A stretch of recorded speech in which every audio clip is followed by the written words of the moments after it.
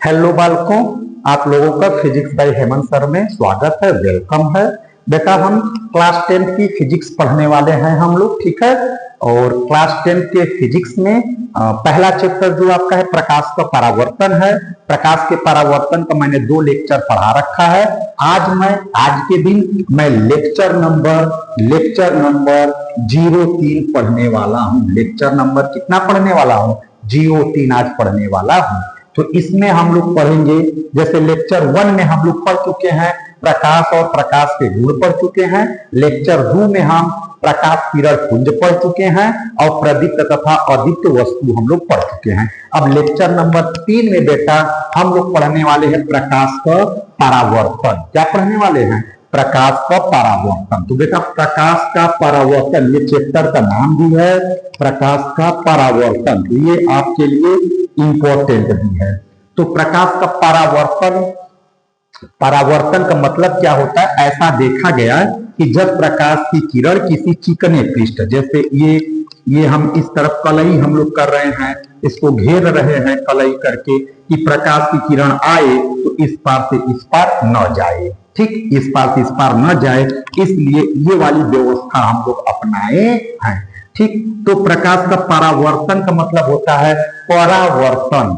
परावर्तन का मतलब, परावर्तन शब्द का अर्थ होता है कि वापस आ जाना, वापस आ जाना, टकरा कर वापस लौट जाना। परावर्तन का मतलब क्या होता है कि वापस लौट जाना, ठीक। वापस लौट जाना मतलब मैं एक बॉल को लिया, अब बॉल को दीवार पे पट दे मारा तो वापस बॉल आ गया, इसको हम कहेंगे बॉल का परावर्तन हो गया, रिफ्लेक्ट कर गया बॉल, ठीक। बात समझ में आया?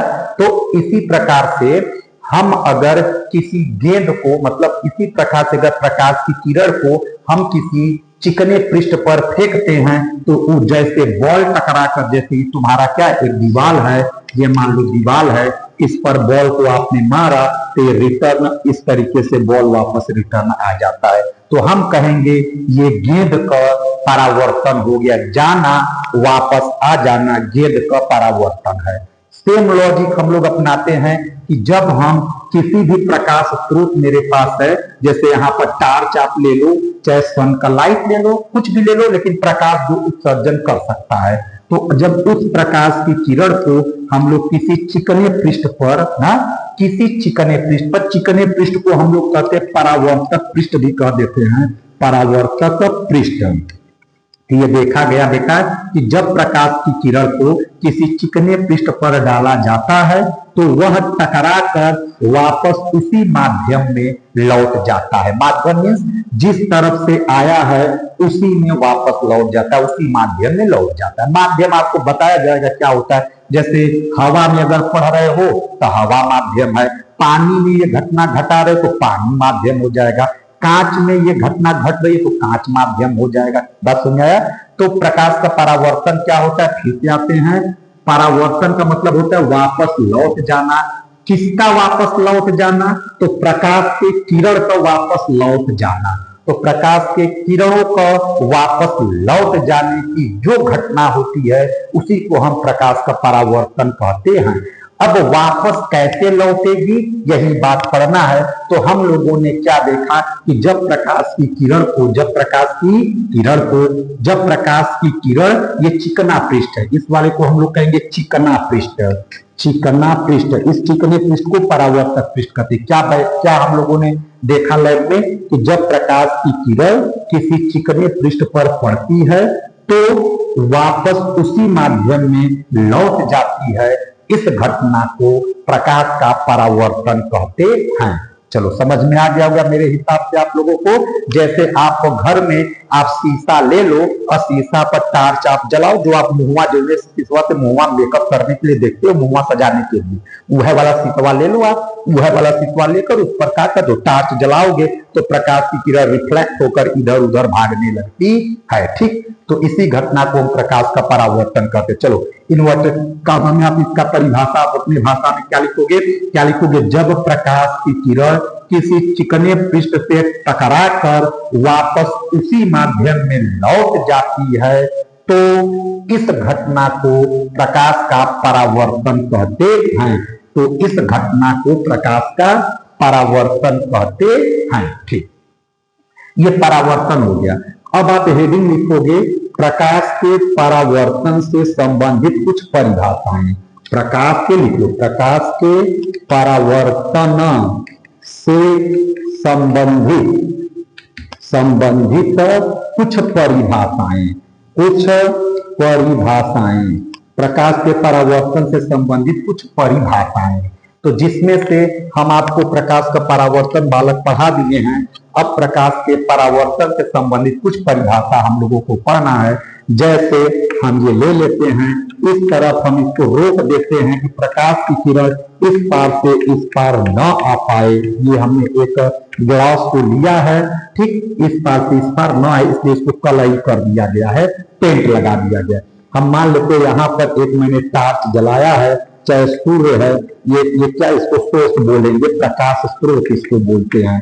इसको जहां से प्रकाश निकलती है उसे हम लोग कहते हैं स्रोत। जिस जगह से प्रकाश निकलती है उसे हम लोग कहते हैं स्रोत। ये यहाँ से प्रकाश की किरणें निकल रही है, इसको आप क्या बोलोगे, स्रोत बोलोगे, source of light, source of light. तो ये प्रकाश की किरण मान लो एक से हमने डिटेक्ट किया, एक से मैंने देखा, तो ये ऐसे आएगी, ये यहाँ पर टकराएगी, फिर ये वापस इस तरीके से उसी माध्यम में लौट जाएगी। तो ये आ रही है, वापस टकराकर लौट गई है। तो इस घटना को हम लोग कहते हैं प्रकाश का परावर्तन। ठीक, तो बेटा ये जो किरण आई है, तो इस किरण को हम लोग कहते हैं आपतित किरण। क्या कहते हैं, आपतित किरण, या इसी को कहते हैं आपातित किरण। ये टकरा कर परावर्तित हो गई है, तो परावर्तित के कारण इसे हम लोग कहते हैं परावर्तित किरण। क्या कहते हैं, परावर्तित किरण। इस किरण को हम परावर्तित किरण कहते हैं। और एक से हम लोग खुद से ये जो पॉइंट है, इसी पर एक हम लंब ऐसे डाल देते हैं, ये लंब हम लोग प्लॉट कर देते हैं। इस लंब को हम लोग कहते हैं अभिलंब। क्या कहते हैं, अभिलंब। क्लियर है। ये जो सतह है ये चिकना होता है, चिकना होता है। इस चिकने सतह को हम लोग कहते हैं परावर्तक तल, परावर्तक तल। इस चिकने सतह को क्या कहते हैं, परावर्तक तल। ये जो हमारा पॉइंट होता है, इस वाले बिंदु को हम लोग कहते हैं आपतन बिंदु। क्या कहते हैं, आपतन बिंदु कहते हैं। अब अभिलंब और आने वाली किरण के बीच में जो कोण बनता है, इसको आई दिखाते हैं, और इस वाले को हम लोग आर से दिखा देते हैं। तो आई को हिंदी भाषा में हम लोग कहते हैं आपतन कोण। क्या कहते हैं, आपतन कोण, एंगल ऑफ इंसिडेंस। ठीक, आपतन कोण। आर को हम लोग हिंदी भाषा में कहते हैं परावर्तन कोण। क्या कहते हैं, परावर्तन कोण। ठीक, तो अब ये बता दो, ये क्या है, ये सूर्य है, स्रोत है, प्रकाश का सोर्स है, टार्च हो सकता है, कुछ भी हो सकता है जो प्रकाश को दे। ये प्रकाश की किरण आई है और चिकने पृष्ठ से, ये चिकना पृष्ठ है, चिकना पृष्ठ है ये, तो चिकने पृष्ठ से टकरा कर वापस उसी माध्यम में लौट गई है। तो इस घटना को प्रकाश का परावर्तन कहते हैं। आ रही है किरण, आने वाली किरण, और से आना, और से आपतित किरण। आने वाली किरण को हम लोग क्या कहते हैं, आपतित किरण। प से परावर्तित, परावर्तित, प से परावर्तित, प से परावर्तित किरण। तो परावर्तित होने वाली किरण को हम लोग कहते हैं परावर्तित किरण। ठीक, और इस पर हम एक लंब, परावर्तक पृष्ठ पर एक लंब ड्रा करते हैं। इस लंब को हम लोग कहते हैं अभिलंब कहते हैं। क्या कहते हैं, अभिलंब। आप आने वाली किरण और अभिलंब के बीच में छोटा सा जो एंगल बन रहा है, तो आपतित किरण एंगल बना रहा है, इसलिए इसके हम आपतित किरण के नाम पर हम इसे आपतन कोण कहते हैं। ये कौन सा बना रहा है बेटा, परावर्तित किरण बना रही है, तो परावर्तित किरण के नाम पर इस वाले कोण को हम लोग कहते हैं परावर्तन कोण। और जहां ये तीनों आपस में मिलते हैं उसको हम लोग कहते हैं आपतन बिंदु। से भी किरण यहीं पर आ रही है, पहले किरण आई है तब परावर्तित, तो आने वाली किरण के आधार पर इस बिंदु को हम लोग कहते हैं आपतन बिंदु। ठीक, तो 1 बाय 1 करके हम डिफिनेशन इन सबका लिखेंगे बेटा। पहले चित्र आप लोग बना लो, ठीक, और सबका नाम डाल दो, कौन कौन सी किरण है। तो पहला हेडिंग आप लिखेंगे आपतित किरण। क्या पहला हेडिंग लिखोगे बेटा? आपतित किरण। तो क्या इन्वर्टेड कॉमा में लिखो? देखो आपतित किरण कैसे सोचोगे, कहां से आ रही है? तो कहोगे सर प्रकाश की स्रोत से आ रही है। कहां तक आ रही है? तो कहोगे सर परावर्तक तल तक आ रही है। कहां तक आ रही है? परावर्तक तल तक आ रही है। स्रोत से तल तक आ रही है, तो स्रोत से यहां तक जो किरण आ रही है इसी किरण को हम लोग क्या कहते हैं? आपतित किरण। तो आप इन्वर्टेड कामा में क्या एक वर्ड में लिखोगे परिभाषा? लिखो प्रकाश, लिख लो लिख लो लिखो जल्दी से बेटा, लिखो, काफी पेन कलम एकदम लेकर स्टार्ट रहो, एकदम लड़ाई पर छिड़े रहो। कब कब आपको आ जाए कि वहां पे विदेश विदेश मतलब विरोधी देश वाले आक्रमण बोलने वाले हैं, जैसे सुनमुन आया तुरंत लेकर अपना बेलचा सेलचा बल्लम चाकू जो भी है लेकर भिड़ा दो, मरी जाए तो सूची। बस समझे कि नहीं? तो इसलिए आप पढ़ाई के क्षेत्र में काफी और पेंसिल पेन आपके हाथ में होना चाहिए। ऑन द स्पॉट शुरू कर दो। लिखो, क्या लिखोगे? प्रकाश स्रोत से परावर्तक पृष्ठ पर पड़ने वाली किरण को, प्रकाश स्रोत से परावर्तक पृष्ठ पर पड़ने वाली किरण को आपतित किरण कहते हैं। हो गया। दूसरा क्या लिखोगे? परावर्तित किरण के विषय में दूसरा हेडिंग डाल दो। ये पहला हेडिंग डाल दिए, अब दूसरा हेडिंग ये डाल दो। ठीक, परावर्तित किरण क्या है, कहां है? देखो परावर्तक पृष्ठ से टकरा कर वापस इसी मध्यमुआ में लौट गई है कि नहीं? देखो परावर्तकवा पृष्ठवा से टकरा कर वापस इसी मध्यमुआ में लौटी है ना, तो इसलिए इसको हम लोग क्या कहेंगे? परावर्तित किरण। बोलो क्या लिखोगे? बोलो जल्दी से। तो लिखोगे सर जी परावर्तक, लिखो अब लिखो इन्वर्टेड कॉमा में, परावर्तक पृष्ठ से टकराकर वापस उसी माध्यम में लौट जाने वाली किरण को परावर्तित किरण कहते हैं। ठीक, बहुत बढ़िया। अब कहोगे सर ये तीसरे नंबर पे इसकी परिभाषा लिख लो, किसकी? अभिलंब की। ये यहाँ पे अभिलंब। तो अभिलंब कहाँ तुम लोग खींचे हो? देखो अभिलंब कहाँ खींचे हो? अभिलंब जल्दी से बताओ। अभिलंब कहोगे सर कि ये कौन सा तल है? परावर्तक तल पर। किस पर? परावर्तक तल पर खींचे गए लंब को परावर्तक तल पर खींचे। देखो ये परावर्तक तल है, उसी पर एक लंब आपने ड्रा किया है और इसी लंब को क्या बोल रहे? अभिलंब। चलो इन्वर्टेड कॉमा में सवाल एकदम भट्ट दे लिखो कि एक नंबर का जोश उमंग में हो जाओ तो आप लोग, ये नहीं कि जोश में होकर किसी को बुरे दें पे नहीं आए। ठीक है, ये काम नहीं करना है। तो क्या लिखोगे आप लोग? बोलो, लिखोगे परावर्तक तल पर खींचे गए अभिलंब को, परावर्तक तल पर खींचे गए लंब को अभिलंब कहते हैं। परावर्तक तल पर खींचे गए लंब को अभिलंब कहते हैं। चलो चौथे नंबर के हेडिंग आपको लिखना है आपतन बिंदु। चौथे नंबर के हेडिंग बेटा क्या लिखोगे? आपतन बिंदु। तो आपतन देखो एक बिंदु है, इस बिंदु पर कौन कौन आकर मिल रहा है? कौन कौन आकर मिल रहा है? बोलो, इस बिंदु पर कौन कौन आकर मिला? कहोगे सर जी आपतित किरण मिल रही है। एक नंबर की बात रे, मिल रही है। वाह भाई वाह, तुम भी। आपतित किरण आकर मिल रहा है। और कौन मिल रहा है? परावर्तित किरण आकर मिल रहा है।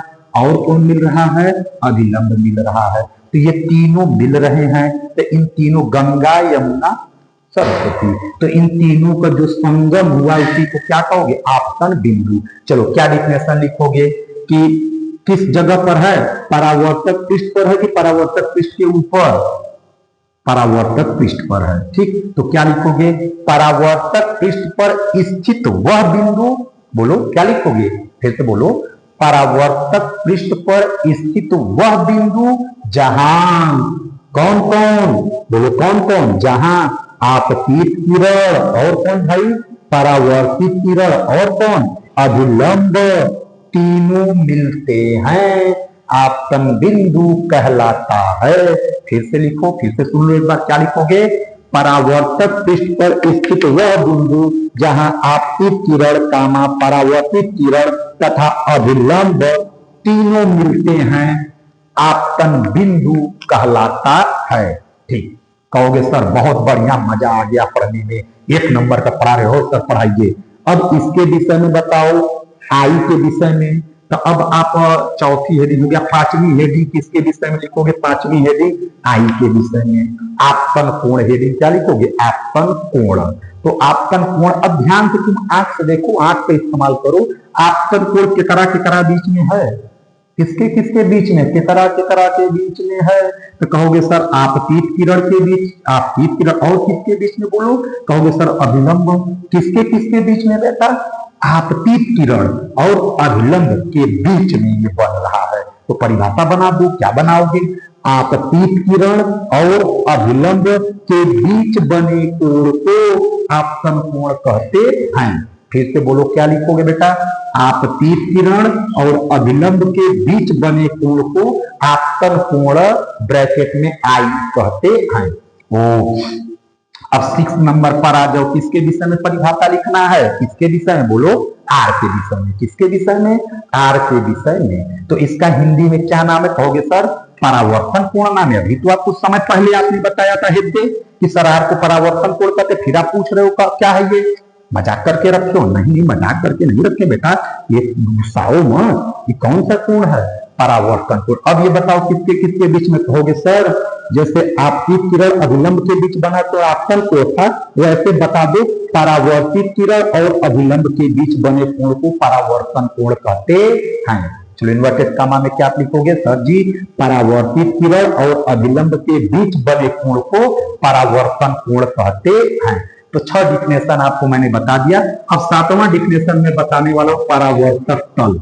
7वां डिफिनेशन क्या बताने वाला हूं बेटा, परावर्तक तल। तो परावर्तक तल क्या होता है, वह तल जिससे प्रकाश की किरण परावर्तित होती है, लिखोगे वह तल जिससे टकराकर प्रकाश की किरण उसी माध्यम में परावर्तित होती है, परावर्तक तल कहलाता है। बोलो क्या लिखोगे, वह तल, क्या लिखोगे बोलो, वह तल ना जिससे प्रकाश की किरण टकराकर वापस उसी माध्यम में लौट जाती हैं, परावर्तक तल कहलाता है। तो बेटा इस तरीके से ये हेडिंग क्लियर हुआ। एक बार मैं रिवाइज कर देता हूं, प्रकाश का परावर्तन क्या होता है, क्या होता है, जब प्रकाश की किरण किसी चिकने पृष्ठ से टकराकर वापस उसी माध्यम में लौट जाती है, इस घटना को प्रकाश का परावर्तन कहते हैं।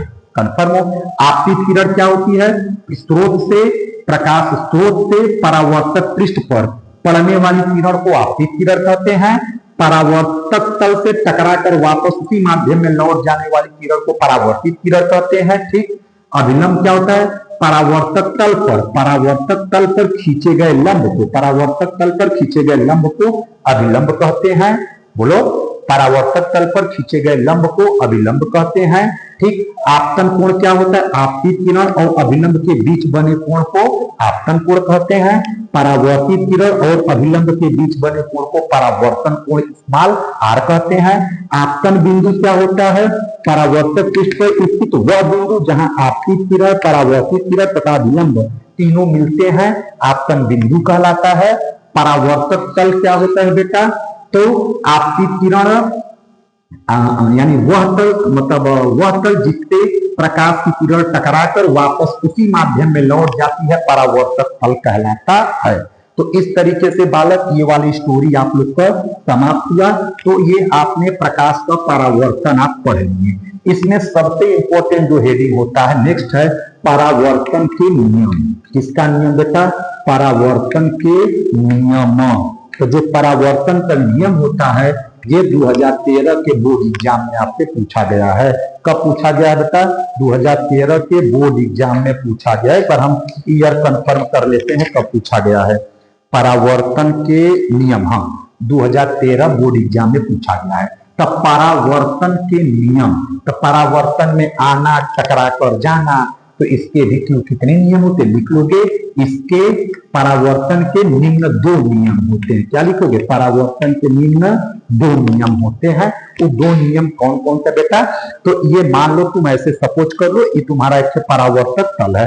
जैसे मैं इस पेज को मान लिया कि मेरा परावर्तक तल है, तो ये किरण ऐसे आई है, सही, टकराकर ऐसे चली गई है, इस पर आपने अभिलंब डाल दिया है। तो बताओ ये तीनों एक ही प्लेन में है कि ऊबड़ खाबड़ है, भाई ऐसे आना, ऐसे जाना, और ये तो तीनों को देखो एक ही तल में है कि नहीं, एक ही तल में। एक तल में कब नहीं मान, जैसे पत्थर, तुम बड़ा सा पत्थर ढोता है तो ढेला बड़ा सा ले लो, उसको कहते एक तल में नहीं है। लेकिन ये पेज इस पर जाकर चिपक जा रहा है ना, तो हम कहेंगे ये पेज इसके तल में है। क्यों, क्योंकि इसका तल के पास 2 चीज है, एक लंबाई है और एक चौड़ाई है। अब पेज के पास भी एक लंबाई है और एक चौड़ाई है, ठीक, तो एक तल में हुआ।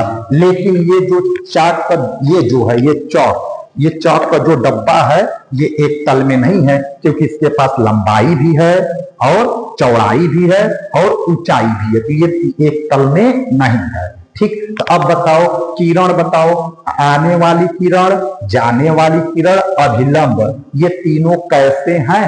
एक ही तल में हैं। तो आप परावर्तन का नियम बेटा पहला नियम क्या लिखोगे? कौन कौन सी किरण? तो कहोगे सर जी आपतित किरण, कामा परावर्तित किरण तथा आपतन बिंदु पर खींचा गया लंब, तीनों एक ही तल में होते हैं।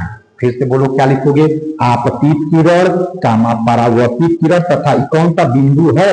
आपतन बिंदु पर खींचा गया लंब, तीनों एक ही तल में होते हैं, ठीक। एक हो गया एक नियम। दूसरा नियम कह रहा है कि ये किरण जितने कोण बनाकर आती है उतने कोण बनाकर जाती भी है। मतलब आने वाला कोण को क्या कहोगे? आई, तो जाने वाला कोण जो है आर, तो आई का वैल्यू जब हम लोग निकालें तो आर के बराबर हम लोग पाएं, तो यानी आई बराबर हमको क्या मिला? आर, कोण आई बराबर क्या मिल गया? कोण आर। ये लॉजिक था। अगर तुम 45 अंश के कोण पर किरण को डालोगे तो 45 अंश के कोण पर ही किरण परावर्तित होगी, 60 अंश के कोण पर डालोगे तो 60 अंश के कोण पर किरण परावर्तित होती है, ठीक। तो दूसरा इनका नियम क्या है परावर्तन पर? आने वाला कोण आने के कारण आपतन कोण, जाने के कारण परावर्तन कोण। तो क्या लिखोगे? आपतन कोण सदैव परावर्तन कोण के बराबर होता है। आपतन कोण सदैव परावर्तन कोण के बराबर होता है, अर्थात कोण आई बराबर क्या होगा? कोण आई। ये परावर्तन का कौन सा नियम है बेटा? दूसरा नियम है, ठीक। जैसे अब ये आपने पढ़ लिया कि परावर्तन के कुल दो नियम होते हैं, आपतित किरण, परावर्तित किरण तथा आपतन बिंदु पर खींचा गया लंब, तीनों एक ही तल में होते हैं। आपतन कोण परावर्तन कोण के सदैव बराबर होता है। एक नोट पॉइंट है बेटा, आपको मैं एक ये वाली बात है जो हमको आपको बतानी है, तो ये एक बात जो सबको बतानी है क्या है? अगर प्रकाश की किरण लंबवत आपतित हो रही है तो अगर ऐसे आएगी तो डायरेक्ट ऐसे वापस भी चली जाएगी। तो नोट पॉइंट में क्या चित्र बना के क्या लिखोगे? यदि प्रकाश की किरण लंबवत आपतित होती, यदि प्रकाश की किरण लंबवत आपतित होती है तो परावर्तन के फलस्वरूप उसी मार्ग पर वापस लौट जाती है। तो क्या लिखो? यदि प्रकाश की किरण लंबवत आपतित होती है तो परावर्तन के फलस्वरूप उसी मार्ग पर वापस लौट जाती है। जैसे मान लेते हैं ये पत्थर है, मेरा हाथ एक पत्थर है, एक बॉल को मैं ऐसे लंबवत ऊर्ध्वाधर में गिराता हूं तो बॉल उसी पर रिबाउंस कर जाता है कि नहीं? उसी पर बाउंस कर जाता है, उसी को उछल मारता है। तो इस प्रकार की, ठीक, तो यही है कि अगर प्रकाश की किरण लंबवत आपतित होती है तो उसी मार्ग पर वापस चली जाती है। तो इस स्थिति में मजे की बात बेटा क्या है? आपतन कोण आई बराबर भी 0 होता है, परावर्तन कोण आर बराबर भी 0 होता है। पूछो कैसे? कैसे 0 हुआ? तो कहोगे सर जी 0 इसलिए हुआ कि जब किरण अभिलंब से कोण हम लेते हैं, आपतन कोण कहां से लेते हैं? अभिलंब से। तो जो किरण आई है तो अभिलंब पर ही तो आई है। जब थोड़ा बहुत टेढ़ियाती, ये अभिलंब है, जब किरण थोड़ा बहुत टेढ़ियाती तब न आई का कुछ वैल्यू या आर का कुछ वैल्यू है। अभिलंब पर आई है, अभिलंब पर गई है, तो जब कोण नहीं बनाई तो आपतन कोण बराबर भी 0, परावर्तन कोण बराबर भी 0 इस स्थिति में होगा। तो ये नोट पॉइंट में आप स्पेशली लिख लेना। एक और बेटा हम नोट पॉइंट इस्तेमाल करते हैं कि जो हमारी किरण आई है परावर्तन में ये जो किरण आई है और ये जो किरण गई है, तो आने वाली किरण का चाल अगर भी है तो जाने वाली किरण का भी चाल वही होगा। यानी कि जितने चाल से किरण आती है उतने ही चाल से किरण जाती है। तो आप इन्वर्टेड कामा में क्या लिखोगे? प्रकाश के परावर्तन में, न प्रकाश के परावर्तन में, ठीक, आपतित किरण की चाल, परावर्तित किरण की चाल दोनों आपस में समान होते हैं या दोनों आपस में बराबर होते हैं। यदि आपतित किरण की चाल 3.0 10 के पावर 8 मीटर पर सेकेंड है तो परावर्तित किरण की भी चाल भी 3.0 मीटर पर सेकेंड ही होगी। मतलब प्रकाश के परावर्तन में, प्रकाश की चाल में कोई परिवर्तन नहीं होता है। इन्वर्टेड कॉमा क्या लिखोगे? प्रकाश के परावर्तन में, प्रकाश के परावर्तन में ना, प्रकाश के चाल में कोई परिवर्तन नहीं होता है। जितनी चाल से आएगी उतनी चाल से जाएगी, चाल में कोई परिवर्तन नहीं होता है। बेटा एक और नोट पॉइंट हम इस्तेमाल करते हैं, अगर चाल में कोई परिवर्तन नहीं हो रहा है तो उसकी तरंग दैर्घ्य में भी कोई परिवर्तन नहीं होता। तरंग दैर्घ्य इन फ्यूचर आप उसको जान जाओगे कि what is wavelength, what is तरंग दैर्घ्य, तरंग दैर्घ्य क्या होता है। तो ये भी आपको लिख लेना है कि प्रकाश के तरंग दैर्घ्य में भी कोई परिवर्तन नहीं होता है। बात समझ में आया? तो क्या आपको नोट में लिखना है कि प्रकाश के परावर्तन में प्रकाश की चाल या तरंग दैर्घ्य में कोई परिवर्तन नहीं होता है। प्रकाश की चाल एवं तरंग दैर्घ्य में कोई परिवर्तन नहीं होता है। अगर तुमसे पूछा जाए कि कारण बताओ ऐसा क्यों है, क्योंकि माध्यम क्या है? समान। क्योंकि क्या कारण में क्या लिखोगे? क्योंकि माध्यम समान है। अगर माध्यम समान होगा तब प्रकाश की चाल और तरंग दैर्घ्य में कोई परिवर्तन नहीं आएगा। अगर माध्यम तुम बदल दिए, जैसे इतना दूर, खैर उस सवाल से नहीं पूछा जाएगा, बस आंसर लिख लोगे कि यदि माध्यम समान है, दोनों तरफ का माध्यम समान है, तो प्रकाश की चाल एवं तरंग दैर्घ्य में कोई परिवर्तन नहीं आएगा। तो आप नोट पॉइंट में आपको दो बातें पढ़ाई गई हैं। एक बात आपको नोट पॉइंट में क्या पढ़ाई गई बेटा? यदि प्रकाश की किरण कोई लंबवत आपतित हो तो उसी मार्ग पर वापस लौट जाती है। इस स्थिति में I बराबर भी 0 होगा और R बराबर भी 0 होगा। और क्या है? वापस उसी माध्यम में लौटती है। इसका मतलब क्या है कि प्रकाश के परावर्तन में प्रकाश की चाल एवं तरंग दैर्घ्य में कोई परिवर्तन नहीं होता है। ठीक, ये लॉजिक आपको समझ जाना है। ठीक, तो ये प्रकाश का परावर्तन आपको खत्म हुआ। कि लेक्चर नंबर 3 भी आपका खत्म हुआ बेटा। धन्यवाद। इसके आगे का हम आगे पढ़ाएंगे। ठीक है।